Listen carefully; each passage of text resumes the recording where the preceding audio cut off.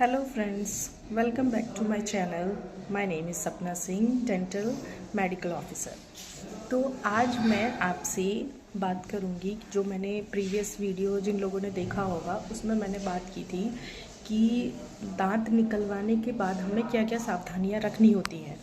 ठीक है, तो उसमें एक पॉइंट आया था कि दांत निकलवाने के बाद जो भी डेंटिस्ट मेडिकेशन प्रिस्क्राइब करते हैं उनको लेना हम कितना ज़रूरी है। ठीक है, तो उसी के बारे में आज मैं यहाँ पे आगे आपसे बात करूँगी।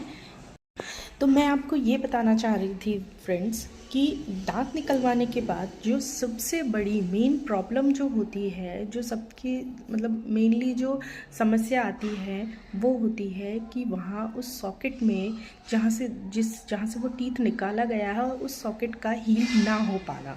ठीक है, उसे हम अपनी मेडिकल लैंग्वेज में बोलते हैं ड्राई सॉकेट।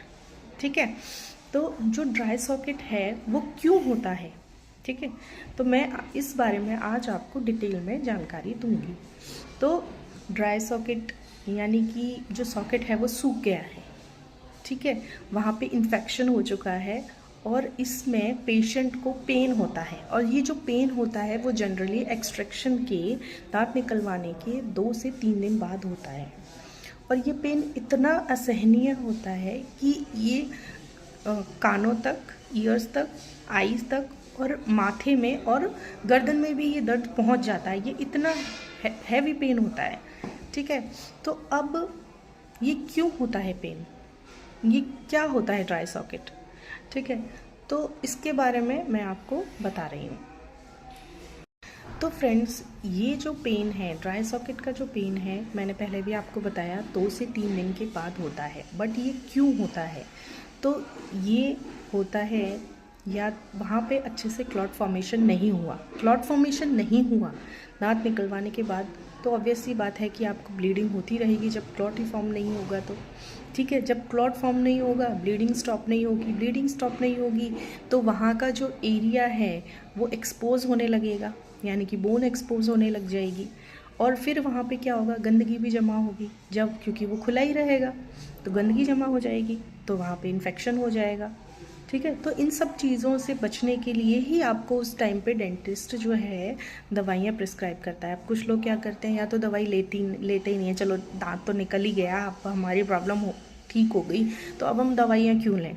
ठीक है, तो लास्ट वीडियो में मैं आपको यही समझाना चाह रही थी कि वो मेडिकेशन हमें लेनी ही है।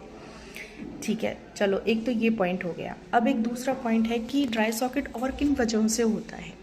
मैंने लास्ट वीडियो में आपको बोला था कि आपको दांत निकलवाने के बाद में स्ट्रॉ से जूस नहीं पीना है। क्यों नहीं पीना, अब वो इस पॉइंट अब यहाँ पे आएगा वो कि जो स्ट्रॉ है वो क्या करता है, वो क्या करेगा वहाँ पे सकिंग जो प्रोसेस रहता है उसकी वजह से वहाँ पे और क्लॉट फॉर्मेशन नहीं होगा। ठीक है, क्लॉट फॉर्म नहीं होगा तो ब्लीडिंग नहीं रुकेगी।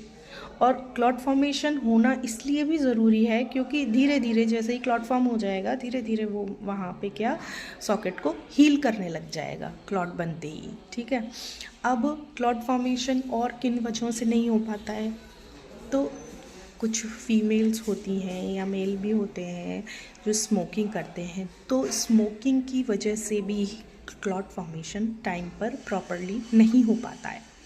ठीक है, और क्या वजह हो सकती हैं क्लॉट फॉर्मेशन ना होने की, तो और क्या वजह हो सकती है क्लॉट फॉर्मेशन ना होने की, तो कई फीमेल्स जैसे ओरल कॉन्ट्रासेप्टिव्स ले रही होती हैं तो उनमें भी ये क्लॉट फॉर्मेशन नहीं हो पाता है उनकी वजह से। या फिर कोई ट्रॉमेटाइज्ड एरिया हो वहाँ पर जिसकी वजह से डेब्रिस वगैरह या गंदगी जो होती है वो पहले से ही वहाँ पे हो तो फिर उस सॉकेट के अंदर जाएगी तो तब भी क्लॉट फॉर्मेशन नहीं होएगा अच्छे से। ठीक है, और क्या रीज़न हो सकते हैं, तो मैंने जहाँ तक है सारे पॉइंट्स कवर कर दिए हैं। ठीक है ना, तो अपना मेन मोटिव ये होना चाहिए कि हमको उस एरिया को क्लीन करना है। पहला पॉइंट क्लीन रखना है, ओरल हाइजीन अच्छे से मेंटेन करके रखनी है। दूसरा पॉइंट, जो भी डेंटिस्ट द्वारा मेडिसिन दी गई है वो अच्छे से आपको लेनी है प्रॉपरली।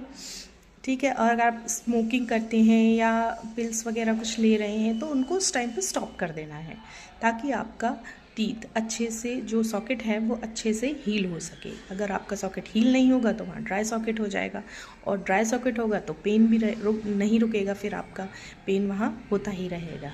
ठीक है। अगर अब मैं आपको कुछ टिप्स बताती हूँ, जैसे कि किसी वजह से आप डेंटिस्ट के पास नहीं आ पा रहे हैं, पेन बहुत ज़्यादा हो रहा है, या नाइट हो गई, या कहीं दूर से आना है, तो आपको कुछ ऐसी चीज़ें हैं जो आप घर पर ही यूज़ करके उस पेन को आप थोड़ा सा रिलीफ दे सकते हो, थोड़े टाइम के लिए, तब तक कि आप डेंटिस्ट के पास पहुंच नहीं जाते। ठीक है। तो उस टाइम पे आप क्या करेंगे कि हर 15-15 मिनट की देर से आपको कोल्ड प्रेस्ड की जो टेक्निक होती है, यानी कि बर्फ़ लेके उससे सिकाई करनी है ऐसे। ठीक है। 15 मिनट, हर 15 मिनट में, ठीक है ना। इससे थोड़ा सा आपको पेन में रिलीफ मिलेगा।